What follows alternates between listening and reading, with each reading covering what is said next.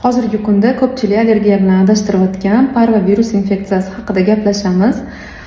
Qabulimda hozir ko'p bolalarda yuzida yanog'ini qizarishi, qo'l oyoqlarida to'rsimon, mramorniy toshmalar bilan murojaat qilib kelishyapti va ko'pchilik xavotir bilan allergiya toshib ketdi deb o'ylab kelishyapti. Aslida bu allergiya emas, bu parvovirus infeksiyasi. Parvovirus infeksiyasi havo tomchi orqali yuqadigan, asosan bolalarda uchraydigan infeksiya. Bog'cha, maktab yoshidagi bolalarda ko'proq uchraydi.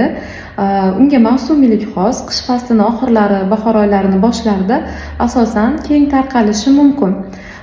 Eng asosiy klinik belgilari bu bolani ikki yanog'ida qip-qizil xuddi shapaloq urgandagi qizarish belgilarini bo'lishi va qo'l va oyoqlarning tashqi yuzalarida aynan marmarsimon, to'rsimon qizarishlarni paydo bo'lishi bilan kechadi. Ozgina qichishish bo'lishi mumkin. Boshlanishida inkubatsion davrida ko'proq oddiy ORV belgilari bilan boshlanishi mumkin.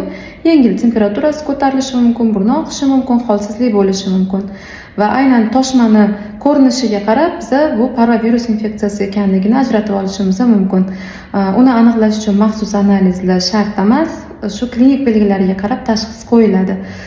Davolashda bo'lsa o'zini maxsus davosi yo'q, faqatgina simptomatik lecheniya qilinadi.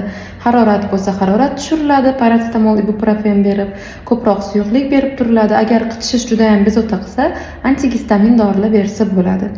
Va o'zi biroz vaqtdan keyin, masalan, 1 hafta, 10 kun, 15 kun ichida ko'pincha o'tib ketadi va bola hayotiga jiddiy xavf tug'dirmaydi bu narsa. Lekin agar bolada holsizlik juda ham kuchli bo'lsa, kamqonlik belgilari bo'lsa yoki bolada immunodefitsit holatlari bo'lsa, unda shifokorga albatta murojaat qilish kerak bo'ladi.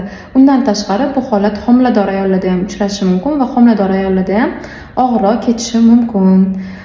Shunday ekan, agar bolalarda mana shunaqa holat kuzatilayotgan bo'lsa, bu allergiya emas, bu aynan parvovirus infeksiyasi ekanligini bilib olinglar.